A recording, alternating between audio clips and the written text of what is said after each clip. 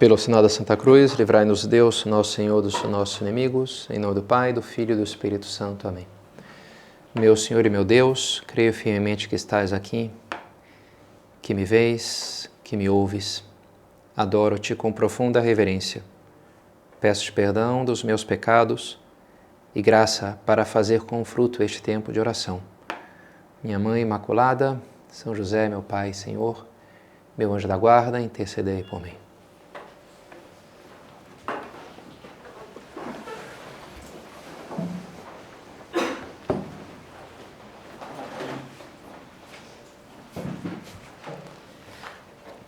Para tudo, para cada coisa há um tempo debaixo do céu. Tempo de rasgar, tempo de costurar, tempo de calar, tempo de falar, tempo de amar, tempo de odiar, tempo de guerra e tempo de paz. Eu cresci no Rio de Janeiro, num prédio que foi construído por um tio-avô meu.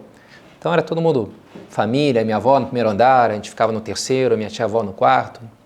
Mas o segundo andar era para um inquilino externo, até para a gente ter alguém de quem fofocar, né? Alguém que não era da família. Então passavam diferentes pessoas ali pelo segundo andar e um dia morou lá uma época, até foi colega do curso de engenharia do meu pai, chama-se Marcos Santana. Tinha 3 filhos pequenos, mais ou menos a minha idade, então a gente começou a brincar e tal. E um dia meus pais chamaram ele para jantar lá em casa. E não lembro se antes ou depois do jantar, ele deu uma tertúlia, no qual ele contou uma história bastante impressionante dele. Ele velejava, um dia pegou o veleiro saindo do Yacht Club, que fica na entrada da Bahia, da Guanabara, saiu para o alto mar. A ideia era ir até o Recreio, toda a orla do Rio de Janeiro. Era um dia de inverno, frio, vento, névoa. Quando ele estava passando por Ipanema, ele caiu do barco. Teve algum acidente lá de mudança. Tinha outras pessoas no veleiro que trataram de cambar, né, fazer o barco virar, mas um barco, a vela não é muito manejável que nem um barco com motor, que é mais rápido, né? Então aquilo demora, aquela operação, e quando conseguiram virar para ir atrás dele, a correnteza tinha levado ele embora, a névoa, já perderam ele de vista, né? Então ele se encontrou ali naquela situação, em alto mar. Ele logo viu que não valia a pena tentar nadar para a praia, a correnteza era forte, ele ia estar muito longe, ia só se gastar, começou a ter medo da hipotermia, que era um risco real, ficar assim também por desidratação. E ele então, que lhe acalmou um pouco, uma hora vieram umas gaivotas, e pousaram ali, ficaram junto dele, olhando para ele. De alguma maneira ele viu ali uma presença de Deus, dizendo, olha, estou contigo. Ele era muito católico, um homem de muita fé, né? E aquilo lhe tranquilizou e falou, bem, não adianta aqui eu agora brigar contra a natureza, as forças da natureza, né? Eu vou me pôr nas mãos de Deus e me deixar levar. E assim foi. Foi sendo levado no sentido contrário que ele tinha navegado, então passou em frente à entrada da Bahia. Ali ficam uns barcos esperando para poder entrar na Bahia. E um daqueles barcos grandes, aqueles navios, o pessoal viu ele. E aí foram lá pegar uma corda para jogar, para lhe ajudar, mas quando voltaram ele já tinha ido embora outra vez e já tinha passado, né? Então ele foi sendo levado, passou por Niterói, foi embora, foram passando as horas, né? E já na altura de Maricá, que fica depois de Niterói, aí sim, uma correnteza levou ele mais para perto da praia e ele conseguiu, usando as últimas energias que ele tinha na dor, e chegou ali na praia, mas foi tudo que ele tinha, foi para conseguir chegar ali e se já jogar na areia, né? Num lugar, era uma reserva, não tinha gente que morava por ali. E naquele dia, tinha um guarda naquela reserva, o vigia, que não costumava, ele fazia ali a sua ronda, mas não costumava ir até a areia. Mas naquele dia ele resolveu, vou dar uma olhada lá. E foi e encontrou ele, lá prostrado, né, desidratado, morrendo de frio. E assim cuidou dele, cuidou para não dar choque térmico, fez tudo certinho e assim conseguiu cuidar. E ele se salvou e nos contava essa história, né? E é uma história que ficou na minha cabeça, por um lado, pela confiança em Deus com que ele viveu aquilo tudo, mas também pela prudência que ele teve. Quando ele viu que não adiantava sair nadando desesperadamente, talvez, sei lá, o que a gente fizesse, né? Socorro, eu tenho que me salvar aqui. Ele guardou as suas energias, para a hora certa, para o momento certo, né? Sem gastá-las de uma maneira inútil, né? E acho que é interessante isso daí, né? A quaresma que a gente está vivendo, quando terminar na Semana Santa, e na Semana Santa, na Paixão do Senhor, a gente pode enxergar uma certa mudança de atitude de Cristo, me parece, né? Até então ele tinha oferecido muitas coisas para Deus. O seu trabalho na vida oculta de Nazaré, os 40 dias de jejum que ele oferece para Deus lá no deserto, a sua vida pública, que ele sai pregando pelas várias cidades, faz milagres. Aquilo tudo dá muita glória a Deus Pai, né? Todo aquele esforço que ele fazia. E até então ele tinha até enfrentado com valentia os fariseus e os doutores da lei, tinha se esquivado de algumas tentativas de o matar, mas agora parece que muda. Porque a grande obra que ele vai fazer, a obra da redenção, não vai ser tanto algo que ele vai fazer, quanto algo que ele vai aceitar que façam com ele, né? A sua morte. Jesus não se mata, ele se deixa matar, né? É diferente, né? Ele poderia impedir, poderia chamar os anjos, poderia... Mas ele se deixa, né? É algo mais passivo do que ativo a redenção. Por mais que ele, não há dúvida, que oferece muitas coisas ativamente para Deus. E na nossa vida, talvez os sacrifícios mais custosos que a gente vai ter que enfrentar na vida não seja tanto aquilo que me custe fazer, mas o que vai me custar não fazer. Não fazer nada. Não tentar nadar para a praia. Saber esperar, aceitar uma situação de aparente inatividade ou certa impotência, né? Que há um momento para isso também. Existe um momento para a guerra e um momento para a paz, para rasgar e para costurar. Essa semana a gente celebrou a festa de São José. Semana que vem a gente vai celebrar a festa da Anunciação de Nossa Senhora. Então faz pensar, né, na Sagrada Família, Maria e José, aquela linha que fala São Lucas, de Jesus adolescente. A gente sabe muito pouco de Jesus adolescente, mas fala isso São Lucas, né? Que voltou com eles para Nazaré, com João e José e Maria, e era-lhe submisso, era súbditos eles. Jesus se submete ao que lhe mandam os seus pais na terra, ao que manda, né, Nossa Senhora, que manda São José. Assim como vai se submeter depois na paixão, maximamente à vontade de Deus Pai para ele, né, a cruz, a sua morte. E os próprios Maria e José também, a gente vai ver neles essa atitude de saber se submeter aos planos de Deus. Nossa Senhora, desde a Anunciação, propriamente, quando ela diz, eis aqui a escrava do Senhor, até o ápice da cruz, que ela está lá oferecendo o seu peito para ser, né, atravessado pela espada da dor. E São José também, que vemos sempre tão dócil para fazer a vontade de Deus. O anjo lhe diz, ele acorda e faz aquilo que o anjo tinha lhe dito, né? Então vamos pensar nesses exemplos para refletir um pouco sobre esse drama da nossa vida que tantas vezes vai ocorrer quando é necessário aceitar circunstâncias difíceis, nos submeter à vontade de Deus, que pode ser algo bem difícil algumas vezes, né? Alguns momentos na nossa vida.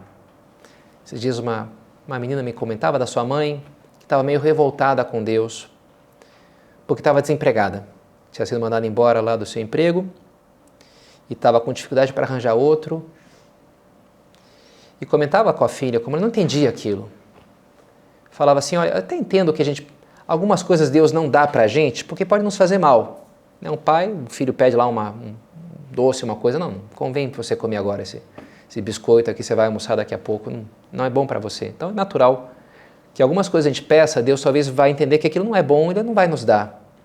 Mas eu não consigo entender, dizia essa mãe, não consigo entender como é que é possível que Ele não queira que eu tenha emprego para sustentar minha família, né? Não faz sentido. Daí vinha essa revolta, né? No fundo, havia ali umas conclusões implícitas que ia dizer, bem, tem algo errado com Deus. Ele não está sendo suficientemente bom comigo. Ele poderia me arranjar um emprego, poderia, né? Não é Deus. Então eu tenho motivos justificáveis para estar brava com Ele. No fundo, esse é o raciocínio, digamos, não explícito, né? Mas que está de trás da revolta dessa mulher e tantas vezes da revolta que ocorre na gente, né? Diante da vida, diante de Deus. Conversando com a filha, ela me explicou, não, padre, é verdade que até ela ofereceu alguma oferta de emprego, mas era o salário abaixo do que ela ganhava antes, então ela não topou. E também ficou claro que a família não é que estava fazendo muitos esforços para diminuir os seus custos, né? Agora que só o marido trabalhava, a mulher não trabalhava, né? Então são coisas sintomáticas, né? Claro, assim, talvez seja impossível você, a partir de uma posição confortável, como é a minha, que eu estou empregado, né? Enfim, maneira de dizer, né? Que eu tenho o meu emprego aqui, minha vocação. Talvez é difícil você julgar alguém que está numa posição de mais fragilidade, né? Me parece que é difícil não cometer uma injustiça quando a gente faz algo assim. Você não está naquela situação para dizer como é que você agiria naquela maneira, né? Mas ao mesmo tempo eu não consigo evitar pensar que topei na vida com várias pessoas, assim, numa circunstância dessa de revolta, e me parece que uma característica mais ou menos frequente é se não quererem chegar às coisas com verdadeira objetividade. O pecado sempre é uma restrição do meu campo visual. Eu sempre escolho alguns fatos que eu valorizo mais do que outros, né? Alguns que eu deixo um pouquinho de lado. Eu tenho a minha visão do mundo, como é que deveria ser as coisas, o que é a justiça, o que me era devido, o que não me está sendo dado. Então, tem algo errado com esse mundo. Esse mundo não é justo. E se eu não tenho um culpado mais óbvio, como é, sei lá, o meu patrão, ou meu marido, ou o governo, então sobra para Deus, né, no fundo. O culpado é ele, porque ele está de trás de tudo, né? Como dizia Drummond de Andrade, numa poesia, Deus, o único culpado é Deus. Ele é o culpado. É como que alguém pergunta, bem, ok, tem esse problema aqui, mas quem que é o dono desse restaurante? Quem que é o gerente dessa pocilga, sei lá, né? Alguém que está bravo ali com a situação, né? Quem é o responsável aqui? Não foi Deus que criou o mundo? Não ele foi ele que criou as outras pessoas com seus defeitos todos? Ele não é onipotente? Então ele é culpado e acabou. Um pouco. A gente acaba chegando nessas ideias, né? Quando a gente está assim revoltado com a vida, né? A gente acaba. E tem alguma lógica de trás disso? Olha, até tem, né? Leva a algum lugar? Bem, não ao lugar que você quer ir. Isso com certeza, né? Não te leva a um bom lugar. Ficar com essas ideias, encarar a vida dessa maneira, né? E as pessoas revoltadas contra a vida são um pouco como aquele homem nadando contra as ondas do mar. O único que conseguem é desgastar-se inutilmente. Por que assim? Por que aconteceu isso? Por que? Está errado, não era. São Paulo, uma hora ele explica quando ele está falando lá com o rei Agripa, nos Atos dos Apóstolos, e ele conta a história dele. Então ele conta o momento da sua conversão. Ele estava indo para Damasco com o mandato lá dos sumos sacerdotes de prender os cristãos. E no meio do caminho ele tem aquele encontro com uma luz que o derruba, que é Nosso Senhor. Saulo, Saulo, por que me persegues? E diz ainda, inútil te é teimares contra o ferrão. Que é uma frase um pouco curiosa, né? Na minha cabeça tem uma tradução diferente, mais enigmática ainda, que é aquela, duro te é recalcitrar contra o aguilhão. Não sei se já ouviram essa frase, né? Mas é que sim, é difícil de entender, né? O que é recalcitrar, né? Recalcitrar contra o aguilhão, tudo difícil de entender. Mas no fundo, os exegetas, quando analisam essa frase, alguns em inglês se traduz da coice contra o chifre. No fundo aqui parece ter um provérbio, uma expressão, um pouco equivalente a que a gente fala, né? Dar murro em ponta de faca. Não é uma boa ideia, né? Você não vai quebrar a tua mão, vai. A ideia de uma coisa, de um esforço inútil e que vai acabar te ferindo, nocivo, em primeiro lugar para você mesmo. E era a situação lá, é como Jesus descreve o que São Paulo estava fazendo, tentando resistir a Deus, com todas as suas energias, né? Resistir aos planos de Deus, ir contra. E aquilo não tinha como dar certo. Dar murro em ponta de faca, né? A nossa ira é uma revolta espontânea, natural, quando há algo de errado na nossa vida, no mundo ao nosso redor. A ira é uma força importante, a agressividade.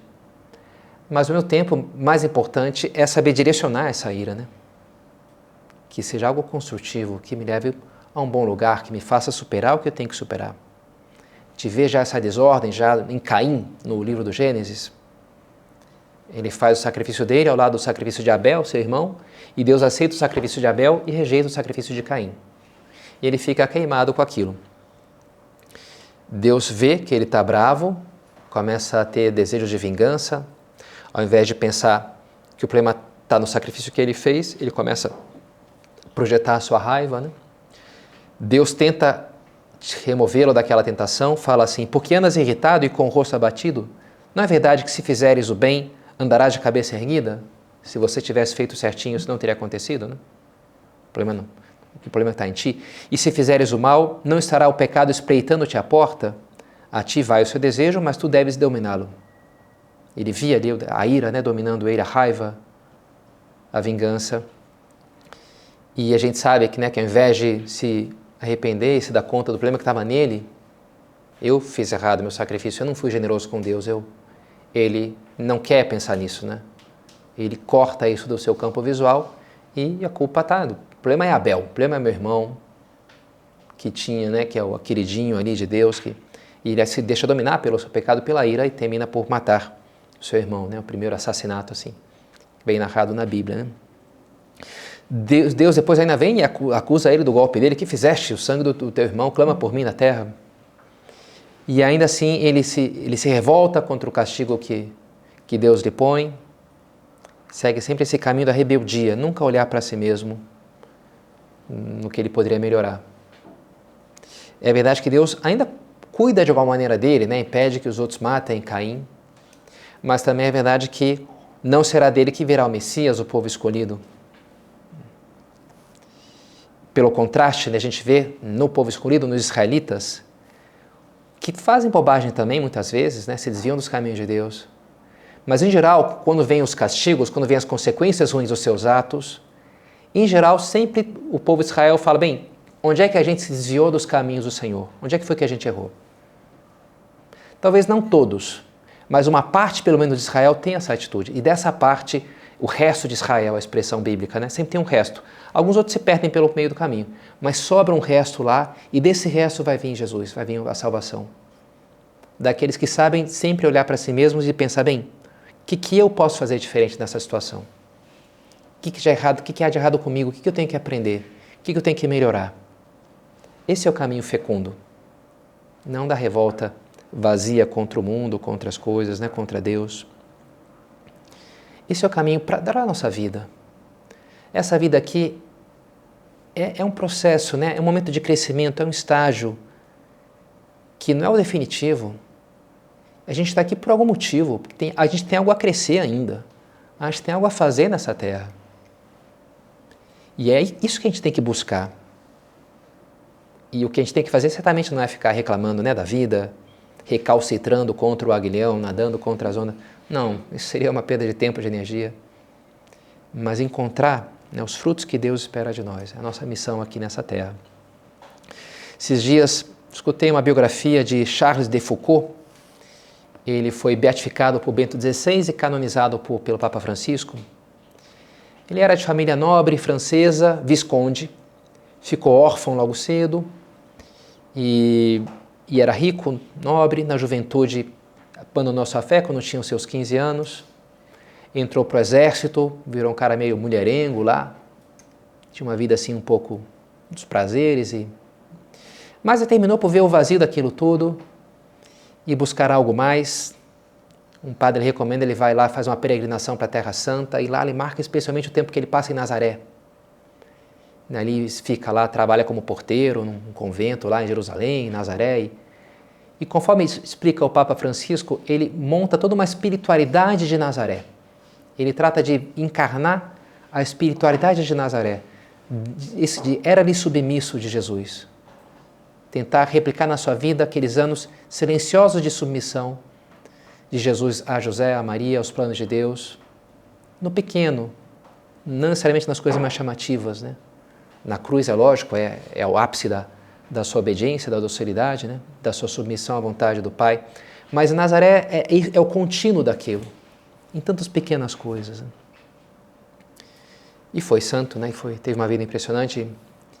E essa vida pode nos remeter a entender isso, a grandeza do fazer-se pequeno diante de Deus. A gente, quando vai crescendo, a criança, a gente tem que se fortalecer, a gente tem que aprender, tem que se tornar independente, se fazer forte para enfrentar o mundo e as suas necessidades. Mas espiritualmente, há um processo de voltar a fazer-se como criança, né? Fala Jesus, que não se fizer como criança não poderá entrar no reino dos céus. Né? O homem tem que voltar, de alguma maneira, a entrar no ventre da sua mãe, tem que nascer de novo. E se voltar a abraçar a minha dependência de Deus agora, né? Não tanto do meu Pai na terra, mas do meu Pai no céu. E se saber-me pequeno nas suas mãos. E isso sim exige muita luta, muito autodomínio. É um caminho de forte maturidade espiritual, de grandeza da alma. São José Maria ele gosta muito dessa ideia da vida de infância, e em Caminho, no seu livro, ele fala desse paradoxo do caminho da vida de infância espiritual.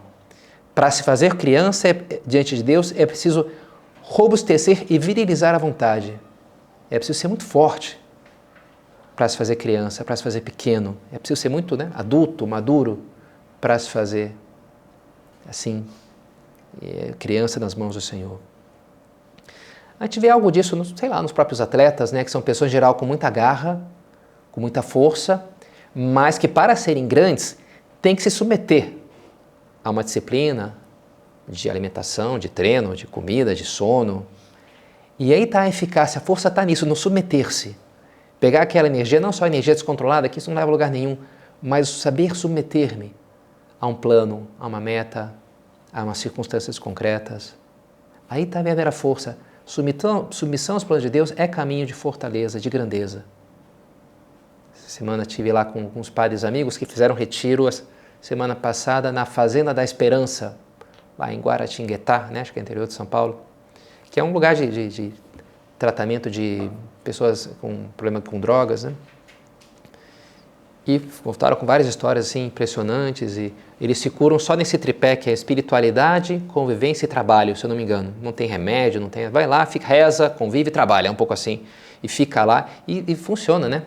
Para diversos deles. Em concreto, falava de um dos diretores lá que acompanhavam eles, que chegou a morar 20 anos nas ruas, dependente de drogas. 20 anos é bastante tempo, né? E mesmo assim, aquele cara conseguiu sair daquilo. E agora estava lá, sei lá, já 10 anos, 20 anos também, organizando, ajudando muita gente. E eu pensava, bem, se chegasse ali um viciado em drogas para ele e dissesse, olha, acho que não é possível, eu não consigo, nunca vou conseguir superar o meu vício. Você vai dizer isso para mim, que eu tive 20 anos, né, para moar, né? Você vai vir com esse negócio agora. Que moral, eu não posso falar isso, né? Não tive nem, né, um ano, nem 2 dias na rua, né? Mas tem moral, né? Esse cara aqui, olha só o que a graça de Deus é capaz de fazer, né? Olha o que fez na vida desse homem. Claro, a graça de Deus junto com a liberdade humana, né? Deus que te criou sem ti, não te salvará sem ti, dizia Santo Agostinho. Precisa da nossa cooperação. E essa liberdade que justamente cresce conforme entra nessa cooperação com a vontade de Deus. E é uma última ideia que eu queria comentar, né? Esse paradoxo que submeter-nos às circunstâncias reais da vida, aos planos de Deus, é um caminho que não anula, mas pelo contrário faz crescer a nossa liberdade. E é meio paradoxal, né? Eu aceito as limitações da vida, isso não me diminui, aumenta a minha liberdade. Dietrich von Hildebrand, ele diz isso, que o ato mais livre da história foi a morte de Cristo na cruz. O ato mais livre já feito por um ser humano. E pode ser um pouquinho surpreendente se a gente leva em conta, por exemplo, a oração de Jesus no Horto das Oliveiras, como se vê que ele custa aquilo, e ele pede a Deus Pai, Pai, tudo já é possível, afasta de mim este cálice, ele até argumenta, mas ao mesmo tempo diz, mas não seja feita a minha vontade, mas a tua. Mas claramente ele não quer, ele vive aquele drama do choque, né, da vontade dele com a vontade do Pai. A princípio ele pede a Deus que livre ele daquilo, Deus Pai que ele livre daquilo. E no entanto a cruz foi um ato de liberdade, o maior ato de liberdade já realizado na Terra. Como é que a gente pode entender isso? Talvez tentando entender um pouco melhor o que é a própria liberdade, o que é a essência da liberdade. A essência mais profunda da liberdade, explica a sã teologia, não é a indeterminação. Eu posso escolher ir para lá ou para cá, fazer o bem, fazer o mal, isso significa que eu sou livre. Então, é uma certa aleatoriedade. Deus não criou a liberdade no mundo para dar um fator surpresa, né? Você põe ali um negócio, joga um dado, fator surpresa, você não controla o que vai acontecer, é aleatório, né? Não, Deus não criou a liberdade para isso, né? Só por, sei lá, gerar uma coisa ali meio randômica. O objetivo da liberdade não é a indeterminação pela indeterminação. Acaba sendo uma forma de uma consequência. Mas o objetivo, a essência da coisa, é a possibilidade de me autodirigir ao bem. Esse é o motivo de existir a liberdade. Porque isso faz toda a diferença. Quando eu participo de um bem porque eu escolhi aquilo, porque eu voluntariamente me dirigi a ele, a participação que chega dali, nasce daquele ato meu, tem toda uma nova profundidade. Né? Porque eu escolhi, eu estou aqui porque eu quis fazer essa faculdade ou ler esse livro. Né? Então, eu participo daquilo com toda uma outra profundidade. Uma maneira de dizer isso, com palavras um pouco mais simples, talvez, é quando a gente explica, né, que só quem é livre é capaz de amar. Por que Deus criou os seres livres? Porque só quem é livre é capaz de amar. E na medida que eu amo, eu me conecto ao objeto amado. De certa forma, eu me identifico com aquilo. Eu me torno uma só coisa com ele. Né? Para isso existe a liberdade. Para tornar isso possível. A liberdade não existe em função do pecado, mas em função do amor. Para tornar possível o amor. Para tornar possível essa minha identificação, porque eu me autodetermino, me dirijo para aquilo que vale a pena, né? Para Deus, para a verdade, para a beleza. Quando eu tenho que lutar para me submeter à vontade de Deus, eu estou tendo que superar várias resistências interiores. Eu estou escolhendo preferir Ele a diversos outros bens que eu poderia perseguir. Eu estou escolhendo o maior dos bens, no lugar de outros bens menores. E isso não tem como não se traduzir em alguma participação nessa plenitude desse bem, na plenitude de Deus. Não tem como não se traduzir num acréscimo de vida, de vitalidade, de fecundidade na minha vida, na minha experiência da vida. E isso a gente até experimenta, né? Quando a gente abraça os planos de Deus para nós, quando eu venço essa batalha de me submeter à vontade de Deus, um fruto, quem sabe um fruto um pouco indireto, acaba sendo um pouco essa sensação de uma liberdade que cresce em mim, que a minha vida cresce, a minha liberdade cresceu, né? A minha liberdade aumenta, não diminui. É verdade, a submissão ruim, quando eu submeto alguém por covardia, ou submeto as minhas paixões desordenadas, pelo contrário, a sensação é a sensação oposta, de que a gente se encolhe, né? A nossa vida diminui, a minha liberdade se encolhe. Mas aí está a coisa, né? A boa submissão aumenta a minha liberdade, porque me coloca no caminho do amor. Uma criança, quando ela vai amadurecendo, ela vai aprendendo a ir mais aos bens mais profundos, a ir mais à raiz dos seus desejos. Mesmo que seja necessário para isso dizer não a desejos mais superficiais, né? A vontades mais bobas, para que ela possa abraçar vontades mais profundas. E o amadurecer significa ir capacitando-se para se dirigir aos bens que ela quer mais no fundo, aos bens que valem mais a pena, né? E isso faz aquela criança, daquele ser humano, que ele seja cada vez mais forte, mais fecundo, porque ele vai sendo mais livre, né? Se dirigindo ao que realmente vale a pena, o que realmente ele quer mais. É preciso ser capaz de querer o bem, de me dirigir ao bem. A liberdade pode crescer, deve crescer. E a gente toca talvez isso de uma maneira assim, especialmente intensa, nas grandes determinações vocacionais da vida. Né? No casamento, tem gente que fica apavorada, né? E algum motivo tem, né? O casamento é um negócio muito sério, né? E, no entanto, quando a pessoa casa, aquilo lhe abre um panorama maravilhoso, assim, é uma afirmação da liberdade. Não é uma crucifixão da liberdade, não é a morte da liberdade. Também, na vocação de entrega para Deus, eu me lembro, na minha ordenação, o bispo que me ordenou, meu prelado, nos deu a meditação de manhã cedo e me disse uma frase que me marcou. Em espanhol, ele dizia: Hijo mío, ya no te perteneces. Falava, pregando a meditação, como eu estou pregando aqui para vocês, né? Para os nós que íamos nos ordenar naquela mesma tarde. Né? Meu filho, você já não te pertence, a vida já não é tua. Perdeu, já era, você entregou, né? E eu gostei, é isso mesmo, é isso aí. Tamo aí, beleza, tá aí, tá entregue, né? Não é mais meu, eu quero entregar, eu quero, né? O amor pede isso, pede entrega. E não é uma coisa que te deixa, poxa vida, e agora? Não, é isso aí, a aventura da vida é isso, né? É a aventura do amor, um amor que pede entrega. Claro, é toda uma batalha, né? A nossa vida, a gente está aqui para algo, a gente não tem ainda a plena capacidade de amar que a gente está chamado a ter. E por isso é normal que haja momentos que aquilo nos custa, né? E que surja até uma revolta, gente. Tinha que ser assim, tinha que ter esse problema, tinha que ter essa dificuldade, não podia ser mais fácil, né? O próprio Jesus viveu isso, né? No Horto das Oliveiras, esse drama. E seria estranho que se a gente não vivesse nada disso, se nunca te custa aceitar a vida, talvez é que você não está prestando muita atenção assim, o que Deus possa estar te pedindo, né?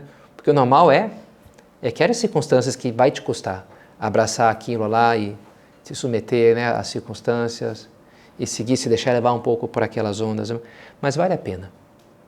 Quando a gente segue, quando a gente consegue fazer isso, as ondas sempre nos levam a bom porto, né? Sempre Deus vai nos levar. Por mais que tenha um período ali que custa, que você vai estar meio perdido, meio sem saber o que está acontecendo, mas vai chegar na Terra Prometida, né? E Deus vai tirar dali coisas grandes. Ele olhou para a humildade da sua serva e fez em mim coisas grandes. Fez em mim coisas grandes, dizia Nossa Senhora. A gente está chamado a ser instrumentos nas mãos de Deus, mas instrumentos livres, que participam de forma muito ativa nessas obras de Deus. Deus quer fazer as suas obras em nós e porque são suas, vão ultrapassar totalmente a nossa capacidade.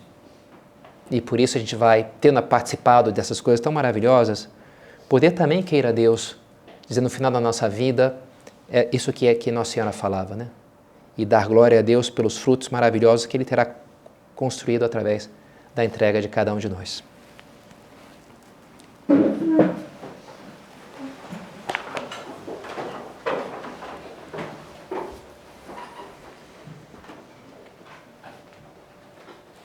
Dou-te graças, meu Deus, pelos bons propósitos, afetos e inspirações que me comunicaste nessa meditação. Peço-te ajuda para os pôr em prática. Minha Mãe Imaculada, São José, meu Pai e Senhor, meu anjo da guarda, intercedei por mim.